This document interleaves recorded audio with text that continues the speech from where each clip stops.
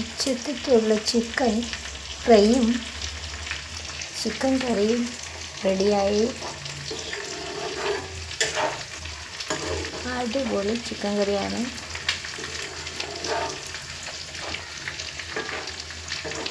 നല്ല ഗ്രേവിയൊക്കെ ഉള്ള ചിക്കൻ കറിയാണ്. അതാകുമ്പം രാത്രി ചപ്പാത്തിക്കും കൂടെയൊക്കെ എടുക്കാം.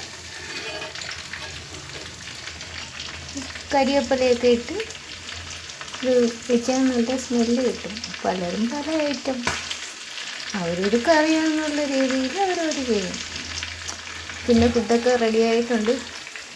എല്ലാം റെഡിയായി ഇങ്ങനെ ഇരിക്കുന്നു.